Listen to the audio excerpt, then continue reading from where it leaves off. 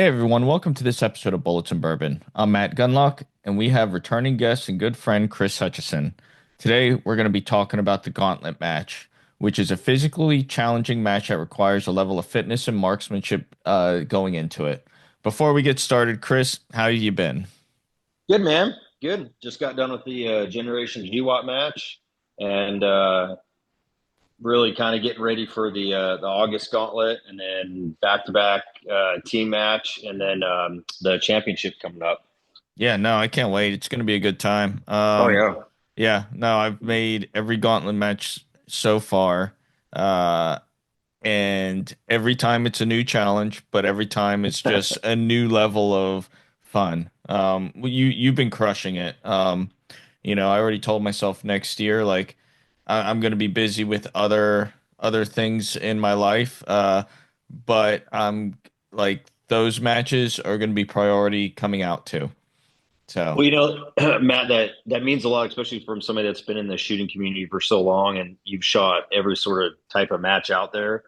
And I know there are other sort of events out there somewhat similar to this, but it's nice to have somebody that's been in the community for a long time that shoot something that they're like, man, this is really refreshing. It's really like yeah, new, and that's what I like. And the other thing with it too is like um, trying to not allow it to be stagnant at all. Really being open to hearing feedback and talking to people and stuff because in my opinion, like and you and I kind of talked this weekend when we were helping out with the Generation GWAT match, but I feel like this match is more of a community type match and not just a match director or single event. It's something that like it's kind of like we the people kind of help push this thing along, or how does it change, or how do we make it? So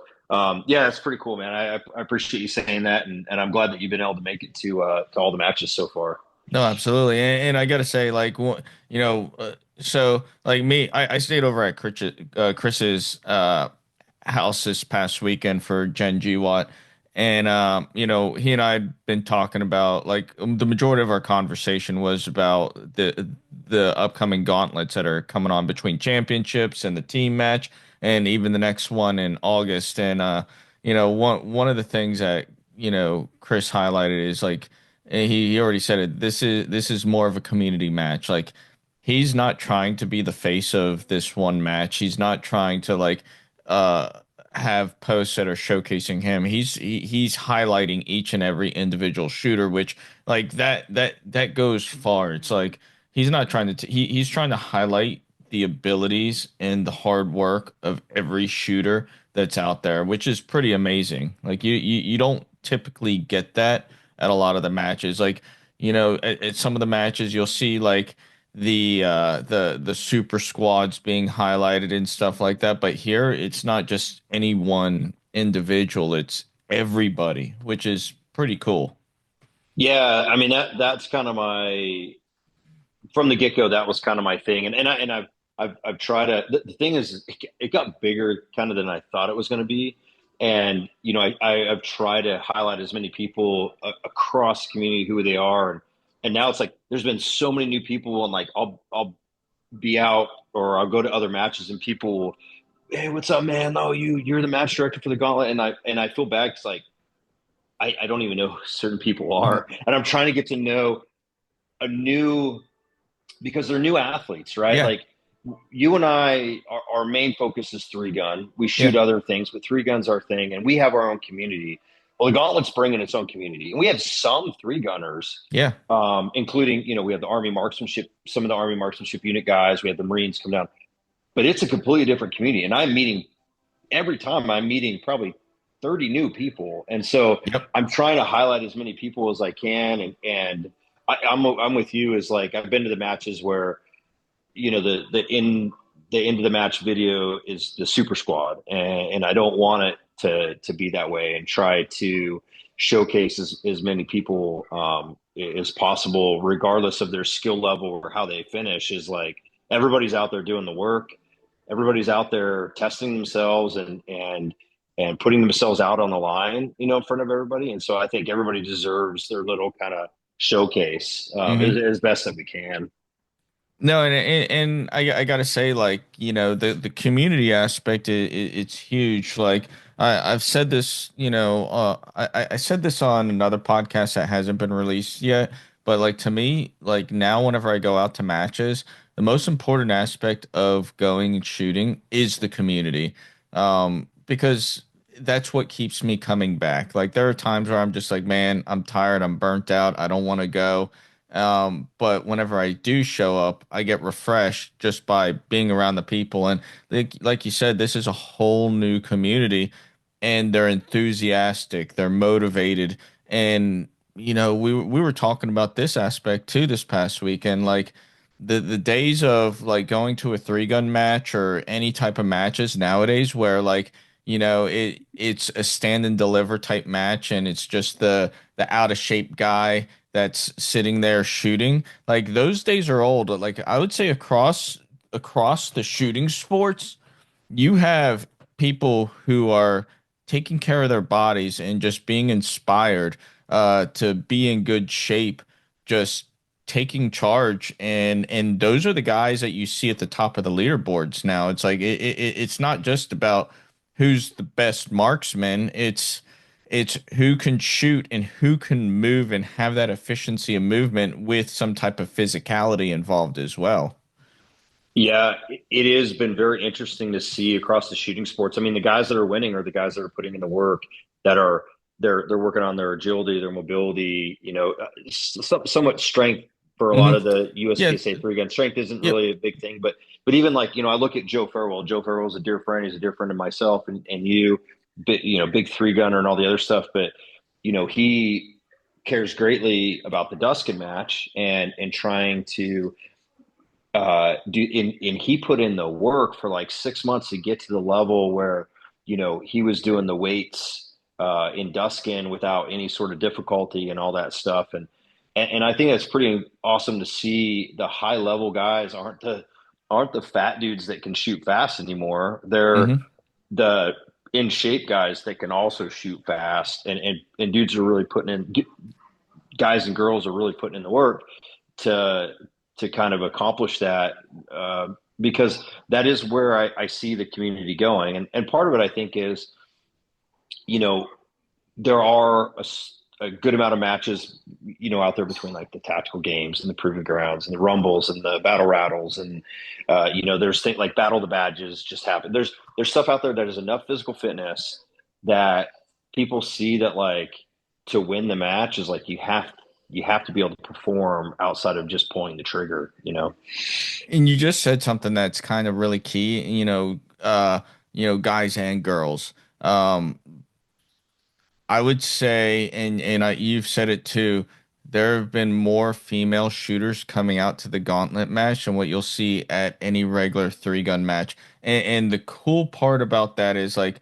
largely the shooting community has been male dominated, and it still is, but this is a place where they have felt comfortable enough to come out and have their own community to where they're comfortable enough to put their abilities on display.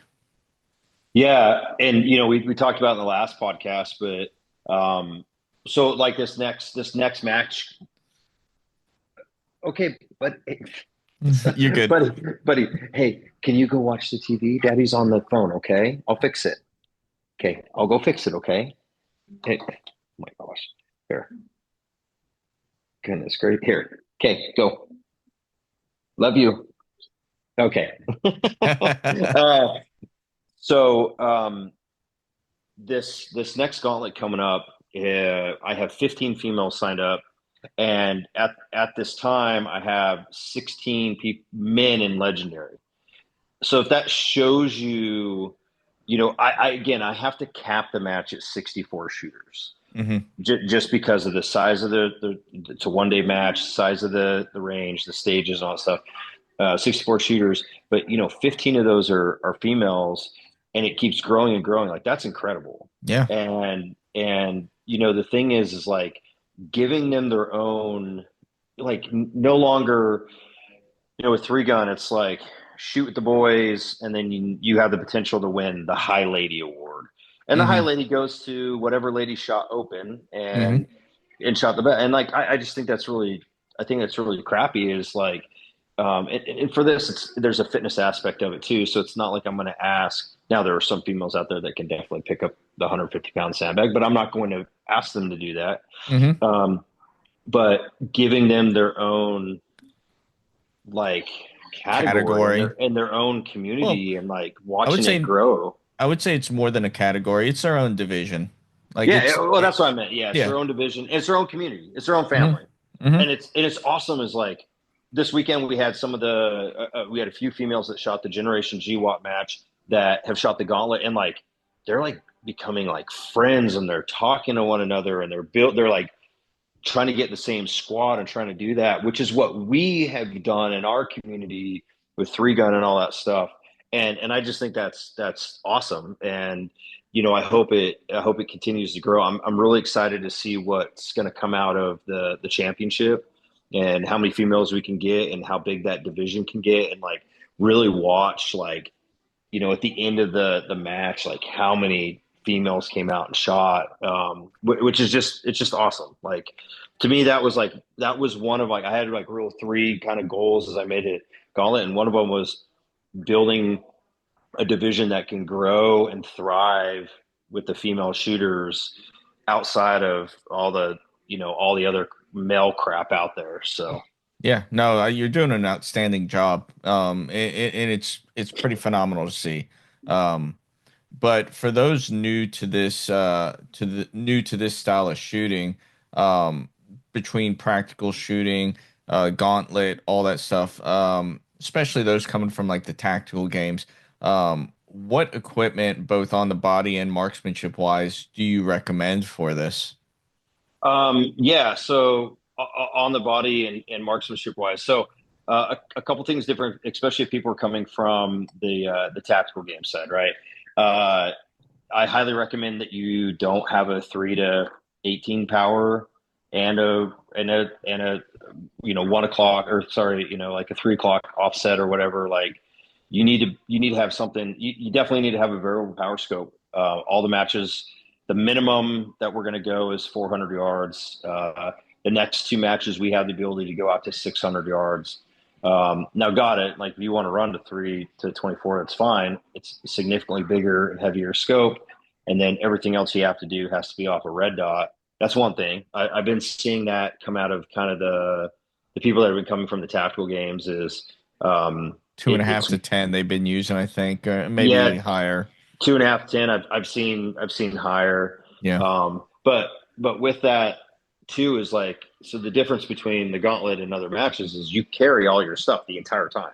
Hmm. You start the match with your like everything is going to be on you, rifle slung, and it's never going to get grounded. It's never going to get taken off. One stage I had, which you're starting in a vehicle kind of as a bailout, was your rifle in the back. But Hmm. as soon as you got done shooting pistol, you put your rifle on and you continued on. So, you need to have the ability to be as light and fast as possible, but still be able to reach out and touch something. Um, body armor wise, as slick as possible. So I see a lot of people come, and I'm fine with it. Right? You get some military guys come out or some law enforcement and have all these pouches on their back. Now, from a guy that has been doing this for 20 years and stuff, and like unless you're a breacher or you're like actively like potentially going to go to war or go like take down a target, like don't have pouches on your back. You Yep. don't you don't need to have flashbangs. You don't need to have all the other stuff. Like be as slick as possible on your back because you are at some point going to have to remove your rifle, Yep. and which is a little bit different than combat, right? I have plenty of combat experience. Like I wasn't just taking my rifle off all the time. This match is a little bit different, but I see a lot of people come out, and I'm fine. Sure, come out and test your gear. But if you want to be competitive, you can test your gear and you can kind of take some stuff off, right? And so I try to say be as slick as possible with the ability to be able to carry, a couple mags on your body armor, and on your belt and stuff like that. And then, another thing that I've been seeing is like sling setup. seeing a ton of different slings and stuff, and a lot of people buy slings and they put it on and it doesn't fit them. Slings are meant to be like fit the shooter with arm pull length and all that other stuff and cut off the excess and tape everything down. And then with that, also have the ability to be able to quickly detach your sling. So, the cool thing with the gauntlet is you can have help, right? I allow people to have help. And so you get caught up in a stage and can't get your rifle off. Somebody can come up or the RO can come up and help you untangle it. But still, it's seconds that are being taken off. And so having the ability with either like a fast tech buckle or a quick disconnect on your sling, those are some things that are going to pay off, big time if you shoot the gauntlet.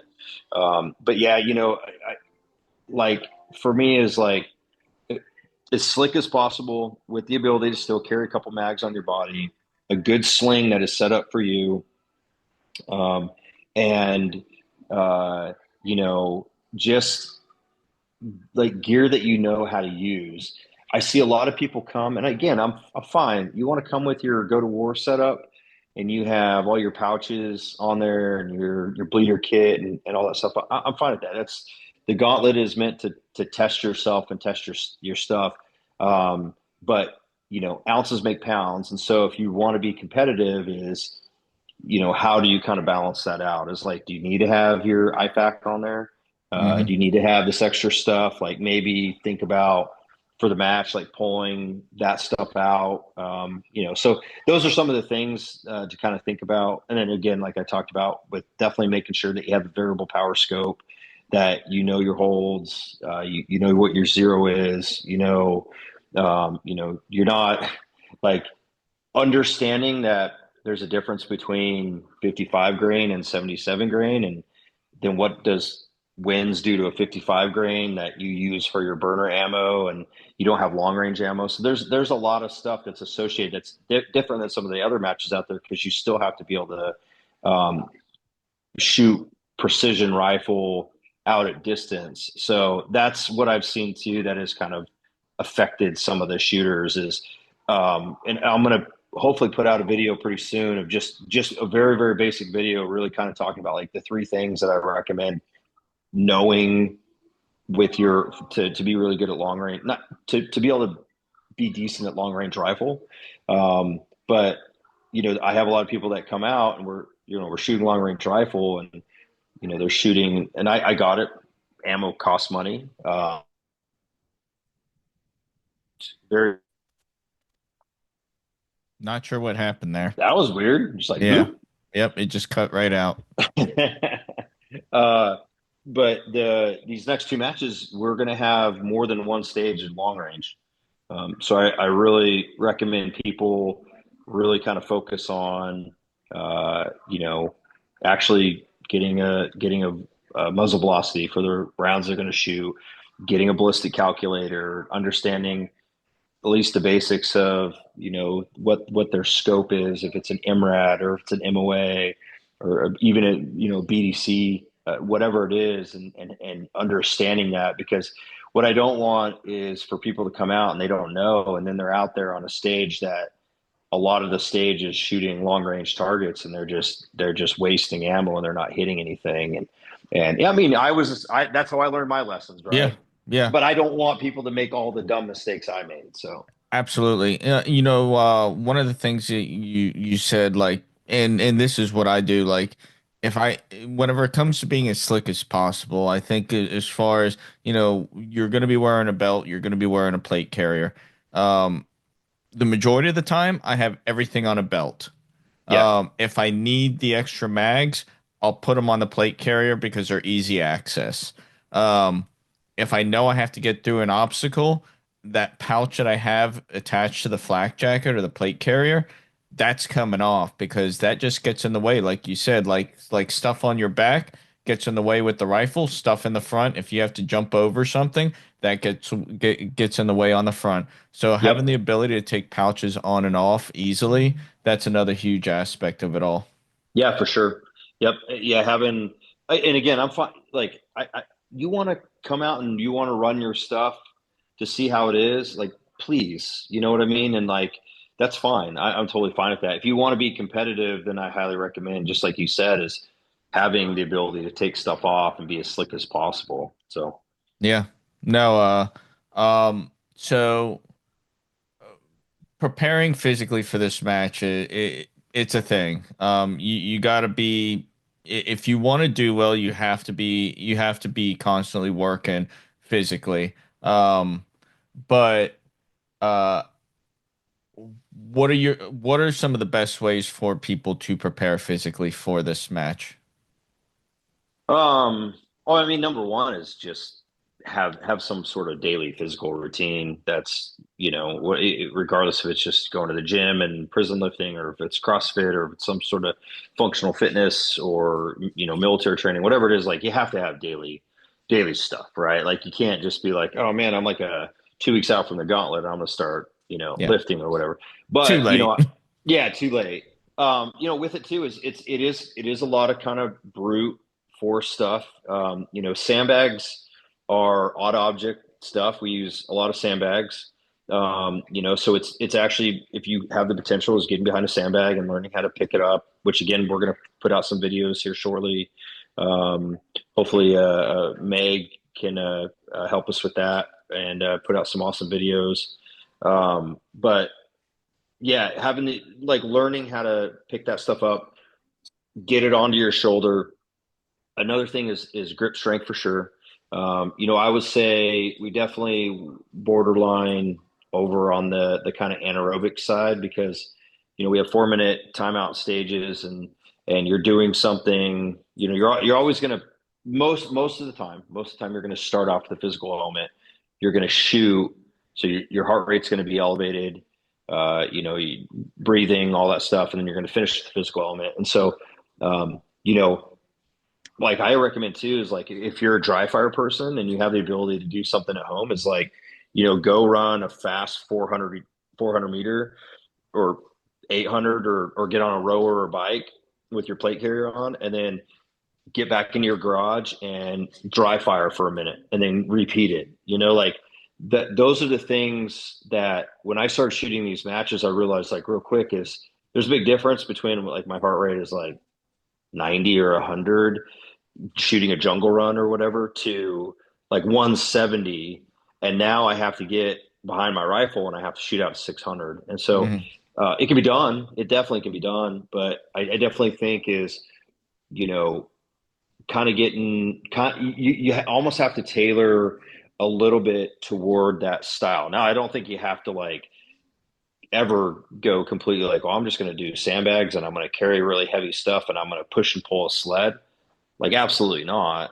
But you have to at least test those things, and you have to be able to, at some point, like, implement them into your style, right? And I saw there's been a good amount of people that have never had to pick up a heavy-ish strongman sandbag that doesn't have handles from the ground, and either get it on their shoulder or get it up, and then they had to carry it somewhere. And I saw a lot of people fail that. And Mhm. what's awesome about it is, like, many of these people weren't pissed off. They're like, I've never done that before. Now I gotta buy one of these off Amazon, and I got to start working with it, which I think is awesome. Yeah. So those are some of the things, but I definitely, like,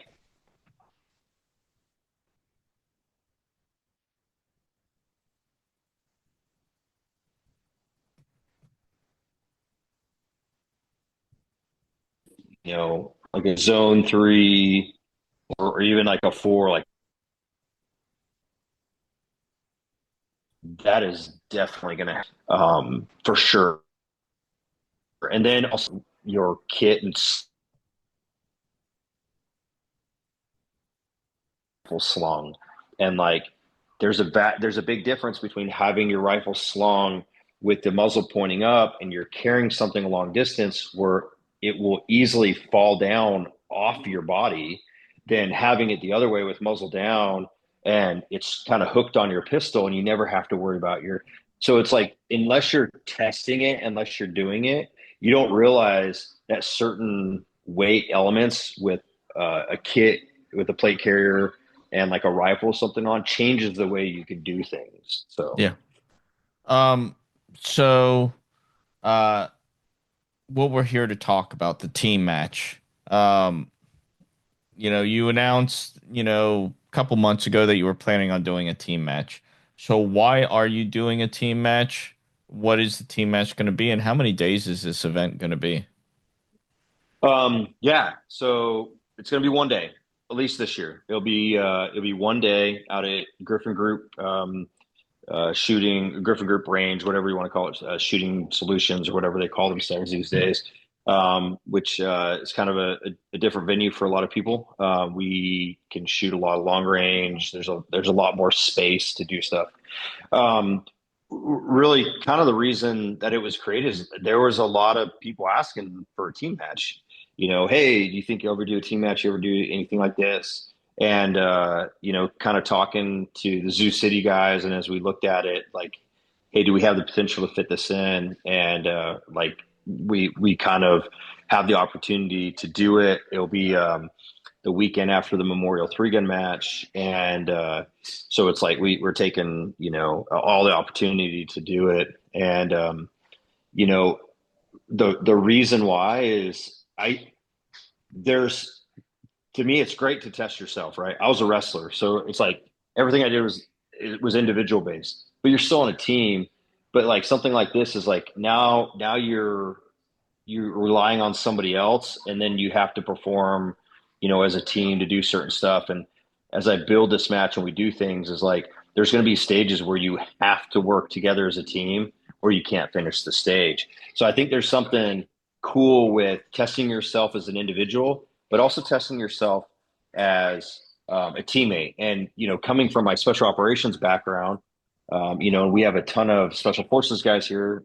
I was a ranger in a special missions unit, but everything's very, very similar.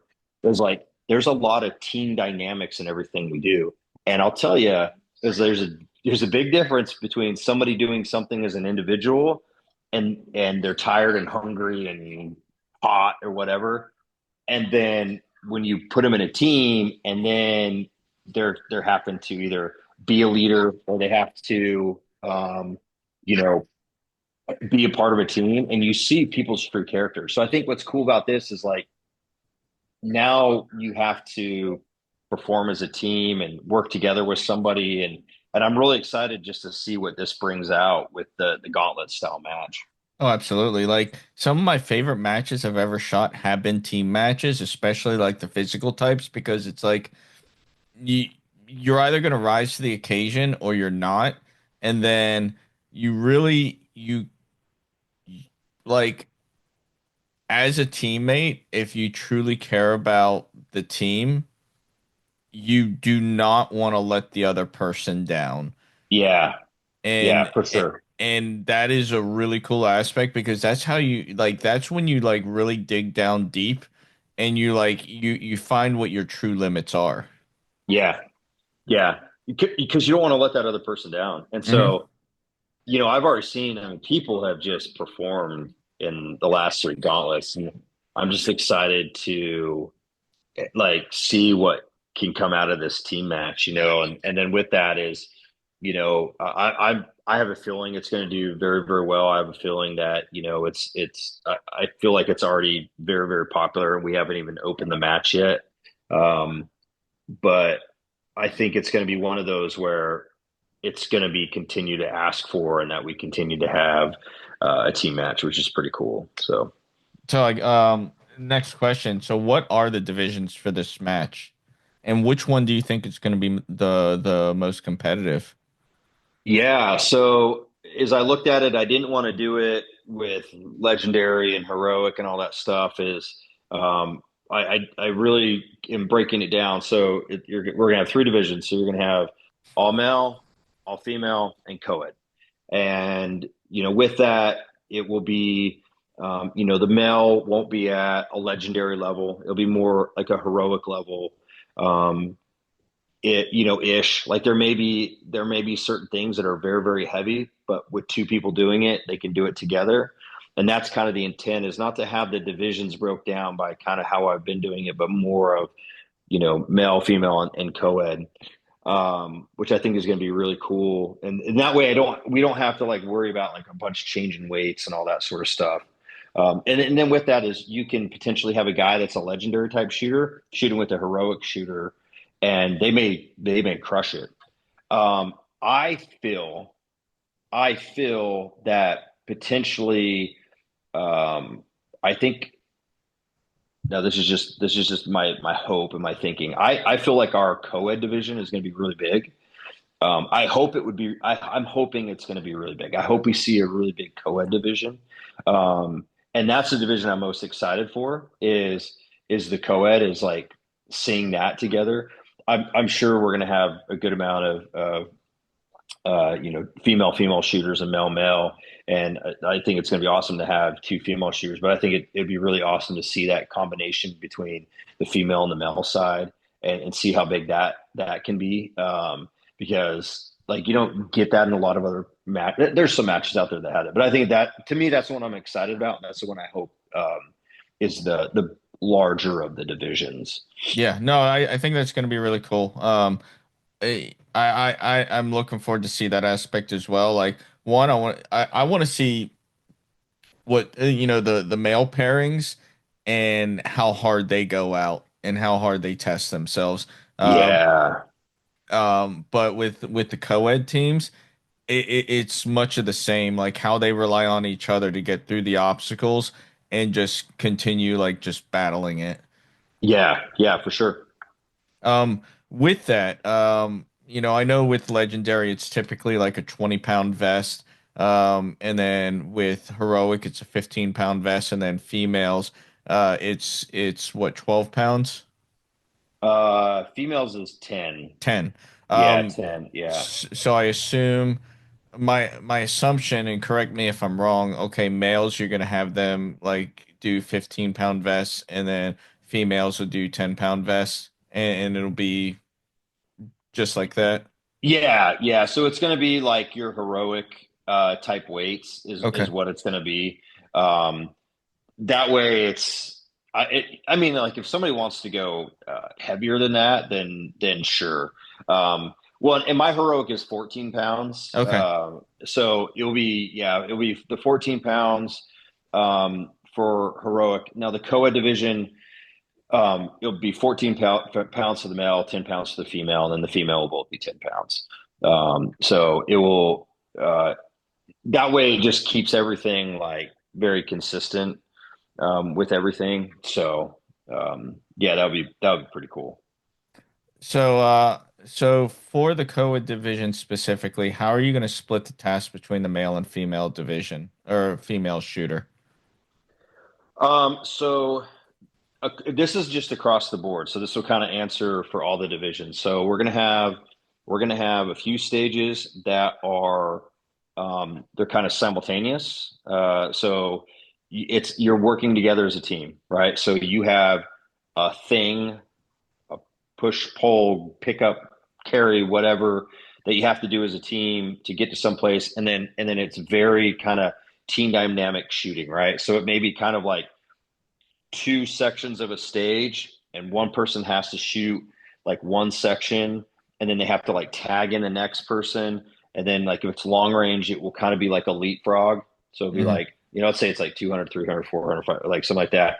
You have to leapfrog it, right? So that would be kind of the team dynamic, and the physical thing will kind of be doable enough that you can have a male and a female and be able to move it. If we have it where they each have to do their own thing. The female will have the female weight, the male will have the male weight. So whatever the two males are doing, there'll be two of. So if it's something that like both males have to carry something, let's say whatever, it's 100-pound sandbag. They both have to carry a 100-pound sandbag. For the COA division, the male will carry the 100-pound sandbag, the female will carry the 75-pound sandbag.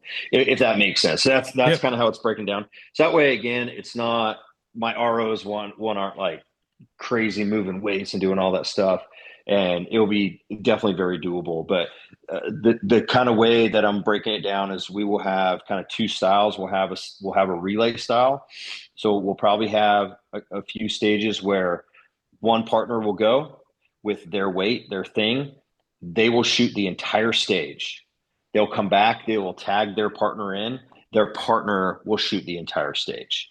So we're going to increase. So I typically do 4 minute part times. We're going to do 5 minute part times, and Hmm. then they will be the stages will be, definitely very doable where whatever partner can do it in the 2 minutes or whatever, or maybe something where one partner is shooting all kind of like the bay stuff. They come back and they tag their partner in, and the other partner is shooting all long range. So there'll be a couple different ways we do it, and then again there'll be times where they're both going together, Nice. which is going to be pretty cool.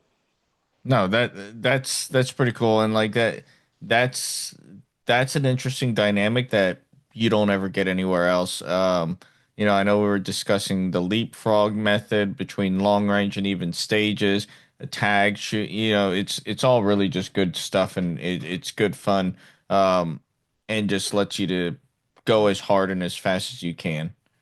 Yeah, yeah, for sure. I think it's going to be really fun to see the different dynamics with it too. Yeah. So, since this is Griffin Group and you said, we can get out pretty far, what are you looking at for distances? And what MOA size targets are you planning on having out there? Yeah, so distances wise, and I'm pretty sure I put it on the practice score thing. We won't go out past 550. And the 550 minimum will be a 3 MOA target. So when we say 3 MOA is like what a 3 MOA is at 100, you continue to grow that out to 500, right? So it will be at least an 18 by 24-inch target. It'll be very big. We'll have, just like out there, they have the cement backer so you can see where you're hitting, if not larger, because I don't want it to turn into a long range match. I want people to definitely be able to shoot long range, but I don't want it where they're just down there just burning ammo, trying to hit something that's pretty tough. So I'm fine with a little bit larger targets. That way to make it a lot more fun, and then everybody's kind of getting their stuff. But 550 is as far as we'll go. And by that 550, and if we do kind of maybe put in a 600 just because of the way things are located, it will be ginormous. It'll be very, very large. It'll be something that you're going to look out and be like, wow, that thing is huge. So that's kind of what we're looking for distance wise. But just knowing for everybody that hasn't shot Griffin Group, those wins out there are crazy. They're And challenging. they're very challenging. And every stage, it would be left to right on one. The next one, it's right to left. And then you're getting it kind of at, almost at an angle, like a 270 from like, so out there, it's going to be, so if you're not very good at distance shooting with wins, Griffin Group will challenge you, but that's a good thing. So, And on top of that, like this is a good plug for getting good ammo for that distance. Like this is not where you want to be shooting your 55 grain burner ammo. You're going to want to go to yes, the 75, 77 grain type ammo that can cut through that wind and hit your target with relative little deflection left or right whenever the wind hits it. exactly.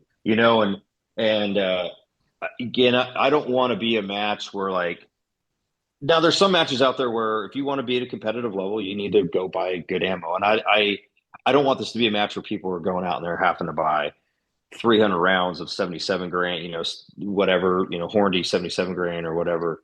But like what I kind of want with this match is like kind of open people's aperture up of like, hey, one, there's a ton of matches out there where with a gas gun you can shoot out to this distance, but like there's a difference between what ammo you're putting in your gun and what it can do. And I think it's important for shooters to understand is like what if I'm shooting a base stage, fine, I can run anything. But if I need to start shooting out the distance, and you and I both know I've run matches where I'm like literally counting, like I'm like, okay, I have 5 paper targets before long range, and I'm putting in, you know, all my 77 grain, and I'm putting 10 burner ammo on the top, Mm-hmm. because it's like I want to run that burner ammo to that. And like I think that's what's going to be cool about this match with a lot of the new shooters we have. It's going to open them up to this world that a lot of us have had for a long time that a Mm-hmm. lot of them don't get to see. Yeah, absolutely. Now with pistol targets, Like I know at Zoo City at the home range, we'll have some targets out pistol targets out to about 40, 50 yards. I'm assuming it's going to be much of the same here, just some big gong that you have to hit. Yep, same. Big gong. I think the farthest I've gone at Zoo City is 70, and it was a pretty large target. It'll be the same thing. It will. I don't want to have people out there just shooting an entire mag to try to hit something. If I do have something at long range, it'll be very very doable. But the pistol stuff will feel very much just like any of the other gauntlet matches. The rifle will definitely be a little bit different because we can kind of stretch our legs, so it won't just be one long range stage. You will be able to have more. So Nice. My last question is, what time does registration open? When is the match? And then, how much is the match? yeah, good question. So registration is going to open next Friday, or I guess it's this coming Friday, which is the 18th. So it's going to open 18th at 6 p.m. Eastern Standard Time. The match is going to be 200. So essentially, it's the same price as it is individual. It's just two people. So it'll be just 200. And then the match itself is going to be it's October. Hold on, kind of forgot what I think it's October 18th.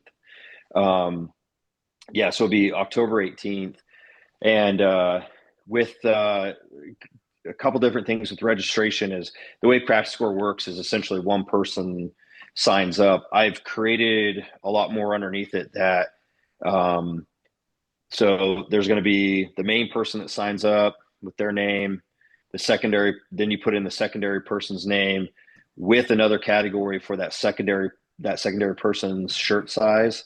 And then I've put in another thing for a team name. So I think it'd be fun for people to just come up with crazy fun team names or whatever. And that way I have that under their thing so I can pull it up and say, team, whatever pants, fancy pants, one, da da da da da. And then the other thing with it too is we're going to do a top all military team. We're going to do a top law enforcement team. Nice. Um, you know, I've always been under the impression that they've always put military and law enforcement together, and they do have a lot of similarities, but they are two different elements. And like I respect both of them you know, I have the utmost respect for both of them, and I'm like, why are we comparing them, right? Because especially if you're in special operations, like you get the ability to just shoot all the time and all this ammo, and that's like your job. And you and I both know with a lot of law enforcement agencies is like a lot of them get like 1 week a year to go qual and even like some of their emergency response teams, there's a few out there that get a lot of opportunities, but it's completely different, right? And Hmm. so like you're going to compare like an AMU guy coming out to the local the Jacob Horton who comes out and he's on the street every day doing the thing, and I don't think that's fair. So I have done the top mill and top LEO, and then with it we're going to have a top mill team and a top LEO team, which I think is pretty cool. So, Hell yeah. Last question. How many teams are like how many spots are there available for teams? Um, like like yeah, no, you cap the locals good. at like 64. What's the number for this? So it is. So it's. I'm trying to think exactly what I did. I did. I think it's 10 teams. So I think it's 50 teams. I'm about 99% sure it's going to be 50 teams. Right around that point because as I look at it is like so I'm expanding the part time, but the 4 minute part time was when for one individual was 64 people. So Hmm. now I'm doing a 5 minute part time for two people, and as we look at it maybe I'll make it 6 minutes so we can have a little bit longer stages. But yeah, so it's going to be 50 teams will be the amount out there. So we'll have 100 people at least just for the main match out there, which I Nice. think is going to be awesome. Heck yeah. And for those of you that have never shot Griffin Group, it's going to be a very special treat. It's a pretty special place for a lot of us. So it's going to be pretty neat. Awesome. Well, that's all the questions I have. Is there anything that you'd like to add into it? Um, No, man, I think the biggest thing that I've been trying to put out is, definitely we have the Instagram account, just it's called the Gauntlet Match.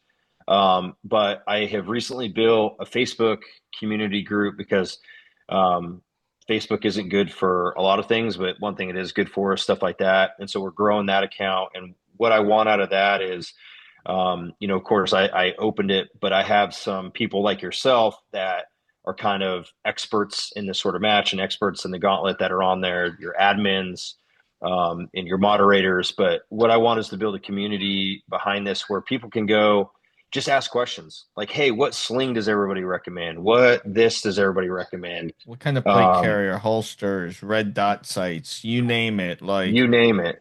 all of Yeah. us, all the guys that have been competing for a while, we've probably used the majority of the stuff out there. And yeah, no, I agree. Like it's better to learn from the mistakes of others and get the opinions of others before you just go out and drop money. It's the buy once, cry once theory, and it's going straight to the sources for the information for how Yeah. do you do certain things. 1,000%. And so, that one on Facebook, it's just called the Gauntlet Community. It can be found. Actually, I think there's a link on the Instagram to go find it as well. But that is one thing I want to build, and with that it too is be approachable. To have people ask me questions, or even if it's like even if it's a concern for something is um, you know feel heard, I guess. Now if you just want to Mhm. come complain because you took 25th place and you didn't put in the practice and work and you're grumpy or whatever, like, cool, I'll probably nod my head and give you a thumbs up. But if you want to come in a some Constructive sort of manner. constructive manner, and maybe ask to get better, or why we did certain things, or why I don't have a stage where I'm making you run a mile before something, which I think is silly. But those are some questions that you can have. So for really the end of this is just creating just that community, and just people knowing that either through the Instagram account or through the Facebook group is, get on there and be a part of the community. So, Heck yeah. Well, Chris, I appreciate you coming on. I appreciate everything that you're doing for the community and helping to grow the community. And I look forward to seeing you next month. yeah, you too, buddy. It was good seeing you. I appreciate this. Yeah, And yeah, we'll hopefully see you and maybe Naomi come out and crush the COA division. that'd be cool. But to the listeners out there, we hope you enjoyed this. We hope you got some good information. We look forward to seeing you out at the team match.